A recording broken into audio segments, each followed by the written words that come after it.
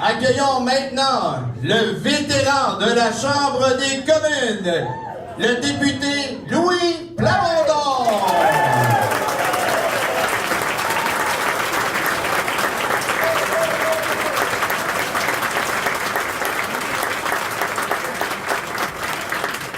Quel plaisir d'être avec vous.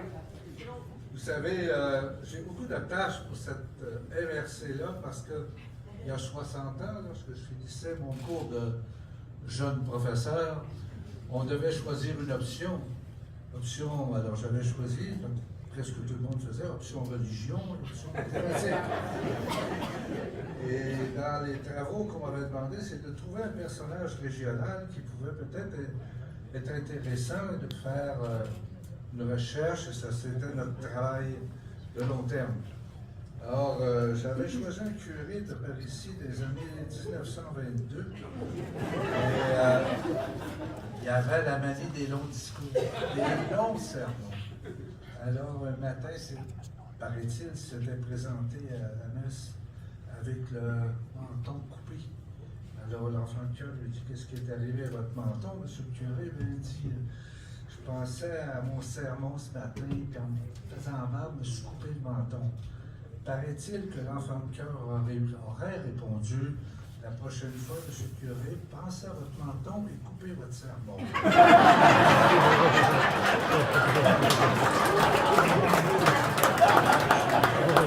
Je m'inspirerai de cet enfant de cœur aussi parce que mon ami ici a pas mal tout dit.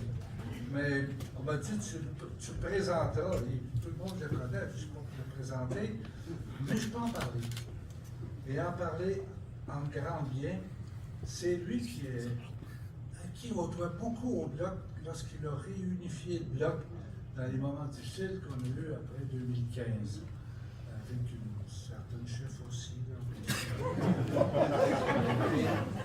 Il a été un rassembleur extraordinaire à s'occuper du parti bénévolement, des réunions à Montréal, des rencontres de petits groupes-là, de là. Et c'est grâce à lui, on a restructuré le parti, puis être prêt à accueillir le chef le plus extraordinaire, celui qu'on a aujourd'hui. Je ne sais pas si je me cherche une jambe, c'est pas ça. Et il a, dans ces rencontres, je ne sais pas comment il pouvait conseiller des gens qui s'étaient complètement opposés l'un et l'autre. Alors ça, le Bloc lui doit beaucoup. Mais maintenant, comme député, on est aussi extrêmement chanceux de l'avoir.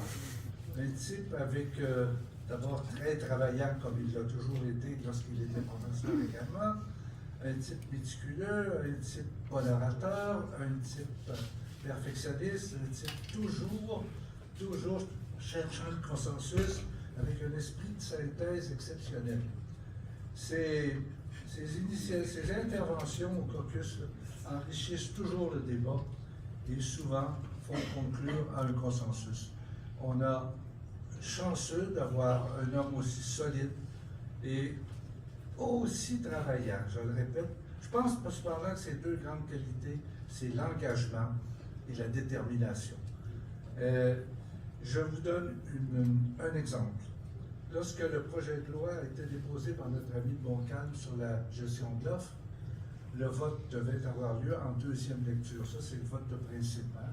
Première lecture, tu dis: je dépose un projet, ça finit là. Deuxième lecture, après deux séances de débat, là, il y a le vote, ça s'en va au comité, ça revient en troisième lecture, et ça s'en va au Sénat. Et là, c'est la deuxième lecture, s'il pète là, c'est fini. Alors là, notre ami a trouvé comme astuce, parce que les libéraux étaient pour voter contre et les conservateurs. On se ramassait avec le PD, les bleus, les verts, puis nous autres, voter pour. Alors, il a convaincu, dans son réseau qu'il avait formé dans toute l'agriculture, avec tous les dirigeants régionaux en agriculture, et surtout le président de l'UPA, d'écrire une lettre au chef de parti avant le vote, 2 jours avant le vote.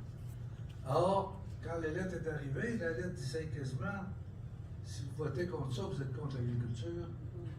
Là, ça fatiguait un peu le chef. Les libéraux sur une question qui pose une journée avant le vote. Est-ce que demain, vous allez voter en deuxième lecture dans la période de questions? Il y a toujours des questions pertinentes. Et là, il a dit, est-ce que vous allez voter? Et à notre surprise, un peu, les libéraux se lèvent, oui, nous allons voter pour. Vous avez vu le conservateur venir plaindre. Là, il était mal pris, il était isolé contre l'agriculture. Ça sortait dans le corridor, peut-être peut-être. Le chef est sorti et a dit vote libre. Alors, il y en avait une quarantaine qui étaient contre, qui ont voté contre, mais le reste a voté pour. Si bien que le projet de loi, passant en deuxième lecture, s'est en allé en comité. Mais il ne pouvait pas dire le contraire de ce qu'il avait dit en chambre.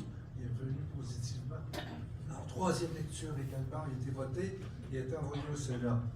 Donc, sans l'action, sans son action, puis maintenant, ça finit pas là.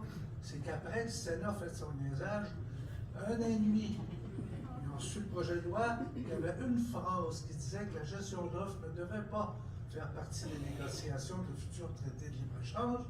Eh bien, notre ami Yves a décidé de faire le tour des sénateurs pour lui demander. Ça a duré 1 an et demi avant que les sénateurs décident de le mettre à l'autre jour. Et pour les brouiller un peu, il a décidé d'organiser une manifestation de tous les partis de la Chambre. Ça, en 40 ans, je n'ai jamais vu ça. J'ai vu des fois des rassemblements sur l'avortement ou contre l'avortement où il y avait des gens de 2 partis, mais jamais arrivé avec pas des députés, là, deux ministres, plusieurs députés libéraux, 2 députés conservateurs, les députés du NPD, le député vert, et nécessairement nos producteurs et nos chefs syndicaux producteurs, devant le Parlement, avec une conférence de presse. Je me rappelle encore le journaliste anglophone qui était à côté de moi. Il dit, ce gars-là, comment est-ce qu'il a pu rassembler ça, puis ça s'en allait? Il était très impressionné que ce rassemblement-là, et ça a fait le courrier, et ça l'a éveillé énormément les sénateurs indépendants, parce que ça ne marche plus comme avant, les libéraux, avec ça à l'ordre du premier ministre. Non, là, c'est individuel. Or, je pourrais vous en parler encore de ces réussites et de ces bons coups, j'arrête là. Mais je voudrais vous dire que le Bloc a besoin de Yves. Je pense que le Québec a besoin de Yves et surtout Berthier-Masquinongé a besoin de Yves pour poursuivre notre marche vers un Québec bien à nous.